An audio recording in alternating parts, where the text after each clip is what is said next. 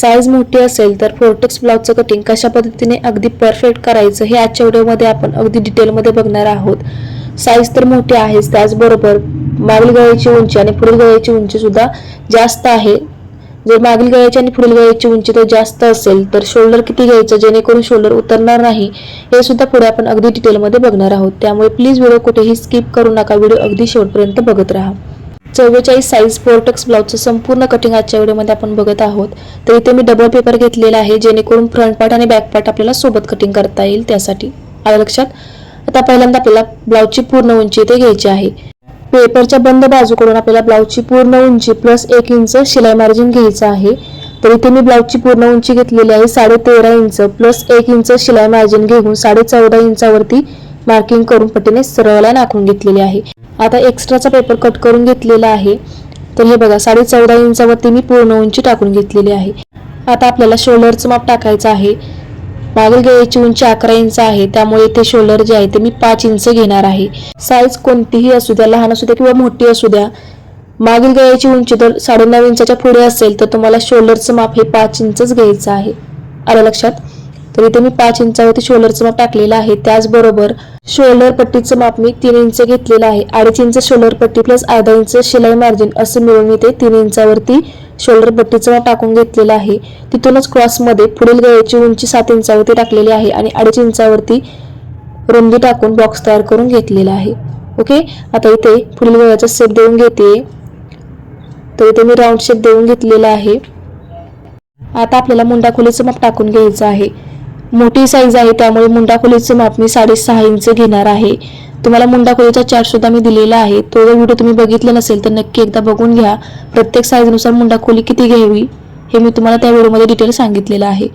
Okay, आता वरती जे 5 इंच शोल्डर घेतलेलं आहे तेच माप मी खाली टाकून घेतलं आणि पट्टीने सरळ लाईन आखून घेतली जेणेकरून माप अजिबात खालीवर होणार नाही. आता आपल्याला छातीची घडी टाकून घ्यायची आहे.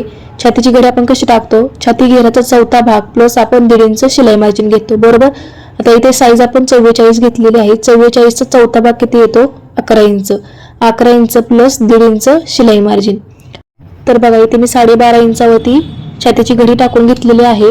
आता मुंडा खोलीचे जे आपण माप टाकलेलं आहे 6.5 इंच तेच माप आपण येथे सुद्धा टाकून घेऊया जेणेकरून छाती घेराची लाईन आपली खालीवर होणार नाही.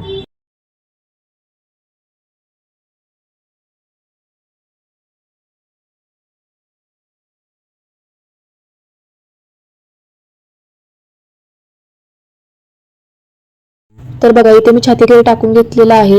एकदा मी चेक करून बघितलं माप बरोबर आलेलं आहे का. आता आपल्याला कमर घेराचं माप टाकायचं आहे. कमर घेराचा चौथा भाग प्लस आपण इथे 2.5 इंच शिलाई मार्जिन घेत असतो. कमर घेर आहे 34 इंच, 34चा चौथा भाग येतो 8.5 इंच प्लस 2.5 इंच शिलाई मार्जिन. आता 2.5 इंच शिलाई मार्जिन का, तर 1.5 इंच शिलाई मार्जिन आणि 1 इंच जे आहे ते टक्ससाठी आपण घेत असतो, असं मिळून मी 2.5 इंच शिलाई मार्जिन घेतलेलं आहे. ओके, आता छाती घेराचा आणि कमर घेराचा पॉईंट इथे मी जोडून घेतला. आता छाती घेराच्या साईडने आणि कमर घेराच्या साईडने आपल्याला 1-1 इंचचं शिलाई मार्जिन घ्यायचं आहे. तर हे बघा वरती आणि खाली 1-1 इंच शिलाई मार्जिन घेऊन हे दोन्ही पॉईंट आपण जोडून घेतलेले आहेत. आता आपल्याला पुढील मुंड्याचा आणि मागील मुंड्याचा शेप द्यायचा आहे. त्या अगोदर आपण मार्किंग करून घेऊया. तर बघा मुंडा खोलीपासून मी 1.5 इंचावरती मार्किंग केलेलं आहे आणि या पद्धतीने तिरकी लाईन आखून घेतली, बरोबर. आता सेंटर मधून आपल्याला 1.5 इंचावरती मार्किंग करायचं आहे आणि ह्या पॉईंट पासून आपल्याला 1 इंचावरती मार्किंग करायचं आहे. हे बघा इथून 1.5 इंच आणि इथून 1 इंच असं मी मार्किंग केलेलं आहे. आता जिथे 1.5 इंच मार्किंग केलेलं आहे तिथून आपल्याला पुढील मुंड्याचा शेप देऊन घ्यायचा आहे आणि 1 इंचावरती आपल्याला मागील मुंड्याचा शेप देऊन घ्यायचा आहे, आलं लक्षात. या पद्धतीने जर तुम्ही मुंड्यांचे शेप दिले तर शेप अगदी परफेक्ट येतात. त्याचबरोबर मुंड्यामध्ये अजिबात घोळ येत नाही. आता योग पट्टीसाठी मापे टाकायचे आहे. तर 2.5 इंचावरती मार्किंग करून आपल्याला पट्टीने सरळ आखून घ्यायचे आहे आणि बंद बाजूकडून आपल्याला वरती 1 इंचावरती मार्किंग करायचं आहे योग पट्टीचा शेप देण्यासाठी, आलं लक्षात. आता ह्या लाईनवरती आपल्याला छाती घेराचा 10वा भाग प्लस पाव किंवा अर्धा इंच घ्यायचा आहे. छाती घेर आहे 44 इंच, 44चा 10वा भाग येतो 4.25 इंच प्लस इथे मी 5 इंच घेतलेला आहे आणि 4.5 इंचावरती माप टाकून घेतलेला आहे. आता इथून आपल्याला योगपट्टीचा शेप देऊन घ्यायचा आहे. हे बघा या पद्धतीने मी योगपट्टीचा शेप देऊन घेतलेला आहे. अगदी परफेक्ट आपला योगपट्टीचा शेप इथे देऊन झालेला आहे. आता आपल्याला टक्सची मापे टाकायची आहेत. टक्सची मापे टाकण्यासाठी आपल्याला सर्वात महत्त्वाचं जे माप लागतं ते म्हणजे टक्स पॉइंट उंची. तुम्ही अंगावरून किंवा ब्लाऊजवरून टक्स पॉइंट उंची मोजून घेऊ शकता. टक्स पॉइंट उंची प्लस आपल्याला अर्धा इंच शिलाई मार्जिन घ्यायचं आहे. आलं लक्षात? इथे मी टक्स पॉइंट उंची 9 इंच घेतलेली आहे प्लस अर्धा इंच शिलाई मार्जिन घेऊन 9.5 इंचावरती टक्स पॉइंट उंची टाकून घेतलेली आहे. टक्स पॉइंट उंचीचं माप हे तुमच्या साईजनुसार किंवा तुमच्या उंचीनुसार हे कमी जास्त होऊ शकतं. त्यामुळे तुम्हाला अंगावरून किंवा ब्लाऊजवरून टक्स पॉइंट उंची ॲक्युरेट मोजून घ्यायची आहे आणि तीच तुम्हाला उंची टाकून घ्यायची आहे. आता इथे मी 44 साईजला 9.5 इंच टक्स पॉइंट उंची घेतलेली आहे. म्हणजे तुम्ही सुद्धा 44 साईजला 9.5 इंच टक्स पॉइंट उंची घ्यायची का? तर अजिबात नाही. तुम्हाला ज्यांचा ब्लाऊज शिवायचा आहे त्यांच्या अंगावरून किंवा ब्लाऊजवरून तुम्हाला टक्स पॉइंट उंची मोजून तेवढीच टक्स पॉइंट उंची टाकायची आहे. बाकीची मापे तुम्हाला सेमच टाकायची आहेत. ओके. तर बघा टक्स पॉइंट उंचीचं माप टाकून मी पट्टीने सरळ नाकून घेतलेले आहे. त्यानंतर खाली जे आपण छाती घेराचा 10वा भाग प्लस पाव इंच घेतलेला आहे तेच माप मी वरती टाकून घेतलेलं आहे आणि पट्टीने सरळ नाकून घेतली. आता आपल्याला टक्सची मापे टाकायची आहेत. तर बघा इथून मी दोन्ही साईडला 1.5 इंचावरती मार्किंग केलेलं आहे आणि इथून या पद्धतीने तिरकस मी 1.5 इंचावरती मार्किंग केलेलं आहे आणि इथून खाली सुद्धा 1.5 इंचावरती मार्किंग केलेलं आहे. अशा पद्धतीने मी 4 ठिकाणी 1.5 इंचाचं मार्किंग केलेलं आहे. आलं लक्षात? आता आपल्याला काय करायचं आहे, हे पॉइंट जोडून घ्यायचे आहेत. तर हे बघा या पद्धतीने आपल्याला हे पॉइंट जोडायचे आहेत. अशा पद्धतीने आपल्याला 4 टक्स मिळालेले आहेत. हा 1 टक्स, हा 2, 3 आणि 4 असे 4 टक्स आपल्याला इथे भेटलेले आहेत. आता हे जे 3 टक्स आहेत ते टक्स आपण बरोबर पाव इंचावरती टाकत असतो. ओके. प्रत्येक साईजला आपण सेमच टक्स टाकत असतो, पण हा जो मोठा टक्स आहे तो आपण प्रत्येक साईजनुसार हा वेगवेगळा टाकत असतो. आलं लक्षात? आता बघा दोन्ही साईडला आपल्याला पावणे एक इंचाचा इथे टक्स घ्यायचा आहे. म्हणजे पूर्ण टक्स आपला कितीचा होईल? 1.5 इंचाचा. बरोबर. तुम्हाला जर हवं असेल तर तुम्ही पाव इंच हा टक्स वाढवू शकता. म्हणजे दोन्ही साईडला 1 इंच घेऊन तुम्ही 2 इंचावरती हा टक्स टाकू शकता. तर इथे मी पावणे एक इंचावरती टक्स टाकलेला आहे. तर आपला पूर्ण टक्स हा 1.5 इंचाचा झालेला आहे. बरोबर. आता हे 1.5 इंच आपल्याला ह्या साईडला वाढवून घ्यायचं आहे. ज्यावेळेस आपण टक्स टाकू त्यावेळेस आपल्याला शिलाई मार्जिन कमी पडू नये त्यासाठी आपल्याला वरती आणि खाली एक्स्ट्रा शिलाई मार्जिन घ्यायचं आहे. वरती मी अर्धा इंच शिलाई मार्जिन एक्स्ट्रा घेतलेला आहे आणि खाली 1.5 इंच शिलाई मार्जिन एक्स्ट्रा घेतलेला आहे. आलं लक्षात? आणि हे 2 पॉइंट सुद्धा आपल्याला जोडून घ्यायचे आहेत. हे जे आपण एक्स्ट्रा शिलाई मार्जिन घेतलेलं आहे ते फक्त आपल्याला फ्रंट पार्टलाच घ्यायचं आहे. बॅक पार्टला शिलाई मार्जिन एक्स्ट्रा घ्यायचं नाही. तर ते आपल्याला लक्षात ठेवून एक्स्ट्राचं शिलाई मार्जिन कट करून घ्यायचं आहे. आलं लक्षात? तर ते आपण पुढे बघूया एक्स्ट्रा शिलाई मार्जिन कसं कट करायचं. ओके. तर हे बघा आपण परफेक्ट इथे टक्स टाकून घेतलेले आहेत. आता आपण कटिंग करून घेऊया. जर तुम्ही फ्रंट पार्ट आणि बॅक पार्ट सोबत कटिंग करणार असाल तर तुम्हाला पहिल्यांदा एक्स्ट्राचा पेपर आधी कट करून घ्यायचा आहे. त्याचबरोबर आपल्याला शोल्डरच्या तिथे कट मारायचा आहे आणि जिथे आपण शिलाई मार्जिन घेतलेलं आहे 1 इंच तिथे सुद्धा आपल्याला कट मारून घ्यायचे आहेत, जेणेकरून आपल्याला बॅक पार्टला पुन्हा ही मापे टाकावी लागणार नाहीत. आणि बघा जिथे आपण शिलाई मार्जिन एक्स्ट्रा घेतलेला आहे फ्रंट पार्टला ते आपल्याला आतल्या साईडला या पद्धतीने फोल्ड करायचं आहे. आलं लक्षात? आणि बॅक पार्टचं एक्स्ट्राचं मार्जिन जे आहे ते कट करून घ्यायचं आहे. हे बघा या पद्धतीने मी एक्स्ट्रा मार्जिन कट करून घेतलेलं आहे बॅक पार्टचं. आलं लक्षात? या पद्धतीने आपण फ्रंट पार्टचं फक्त मार्जिन ठेवून घेतलेलं आहे आणि बॅक पार्टचं कट करून घेतलेलं आहे. आता आपण दोन्ही पार्ट सेपरेट करून घेऊया. तर बघा दोन्ही पार्ट सेपरेट करून घेतलेले आहेत. बॅक पार्ट आपण साईडला ठेवून घेऊया आणि फ्रंट पार्टचं कटिंग करून घेऊया.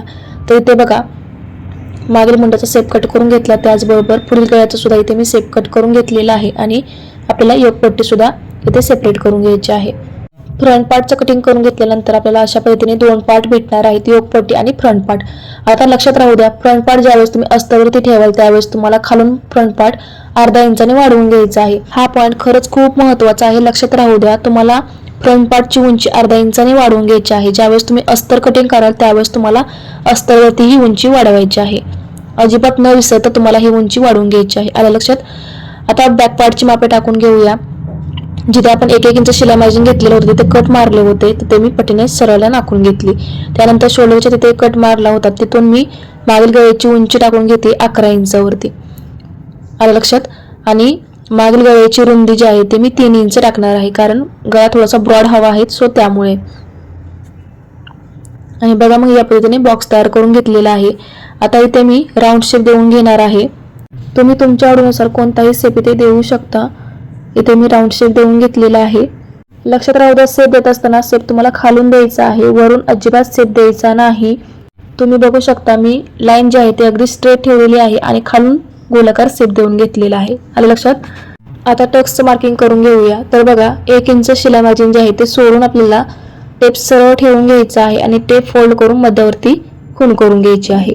आता इथून वरती टक्सची उंची ते मी टाकून घेतलेली आहे 4.5 इंच आणि दोन्ही साईडला आपल्याला अर्धा इंचचा टक्स टाकायचा आहे.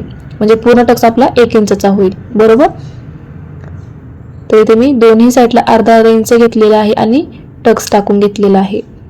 तर बघा बॅक पार्टची आपली सर्व मापे टाकून झालेली आहेत. आता आपण शेप कट करून घेऊया.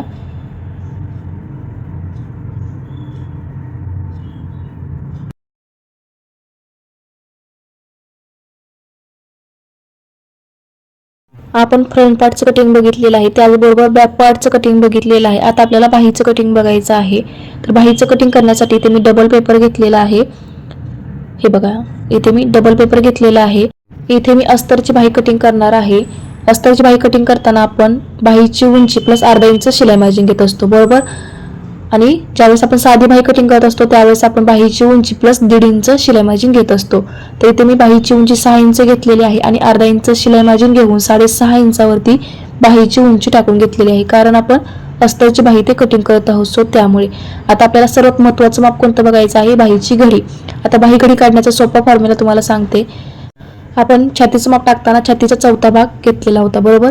तर छातीचा चौथा भाग प्लस आपल्याला 1 इंच शिलाई मार्जिन घ्यायचं आहे. छातीचा चौथा भाग किती आला होता? 11 इंच प्लस 1 इंच घ्यायचा आहे आणि 12 इंचावरती आपल्याला छातीची घडी टाकून घ्यायची आहे. आलं लक्षात?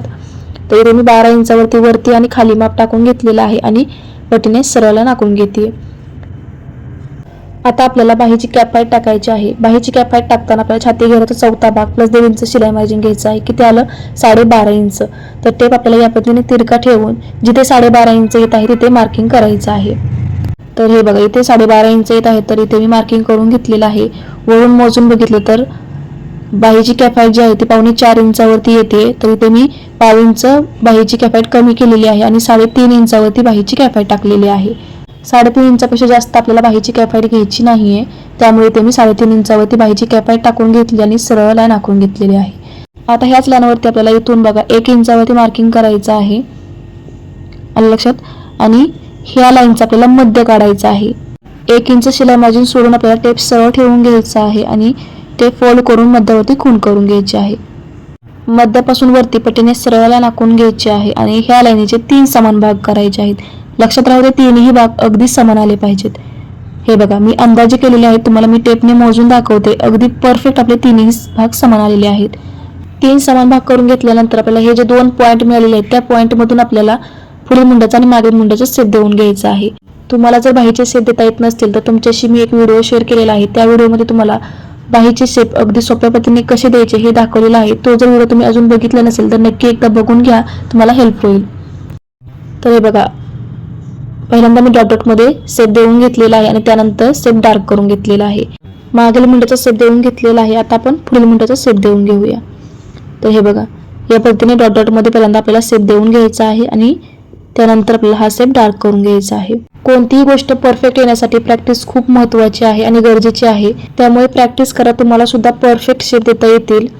आता आपल्याला दंडघेराचं माप टाकायचं आहे. दंडघेराच्या निम्मे प्लस आपण 1.5 इंच शिलाई मार्जिन घेत असतो. बरोबर? पण इथे मी दंडघेराचं माप टाकणार नाही. मी काय केलेलं आहे दंडघेराच्या लाईनवरती मी 1.5 इंच मार्जिन कमी केलेलं आहे आणि हे 2 पॉईंट जोडून घेतलेले आहेत. 1 इंच शिलाई मार्जिन घेऊन हे दोन्ही पॉईंट जोडलेले आहेत. आता आपण कटिंग करून घेऊया. तर हे बघा आपण आजच्या व्हिडिओमध्ये 44 साईजचं फोर्टक्स ब्लाउजचं संपूर्ण कटिंग केलेलं आहे. आपण फ्रंट पार्ट आणि बॅक पार्ट कटिंग केला, त्याचबरोबर आपण बाहीचं सुद्धा कटिंग बघितलेलं आहे. तुम्ही जर माझ्या पद्धतीने कटिंग करणार असाल तर तुम्हाला मी एकच सांगेन, अगदी मी सांगितलेले टिप्स फॉलो करा. त्याचबरोबर ब्लाऊज शिवताना अगदी एकसारखं मार्जिन पकडून ब्लाऊज शिवा. तुम्हाला खरं सांगते ब्लाऊज तुमचा परफेक्टच फिटिंगला बसणार आहे. आजचा हा व्हिडिओ तुम्हाला कसा वाटला मला कमेंट करून नक्की सांगा. व्हिडिओ आवडला असेल तर लाईक करा, शेअर करा आणि हो असेच नवनवीन व्हिडिओ बघण्यासाठी आपल्या चॅनलला नक्की सबस्क्राईब करून शेजारी जे बेल आयकॉन आहे ते प्रेस करून ठेवा. पुन्हा भेटूया अशाच एका छान इन्फॉर्मेटिव्ह व्हिडिओ सोबत. तोपर्यंत बाय.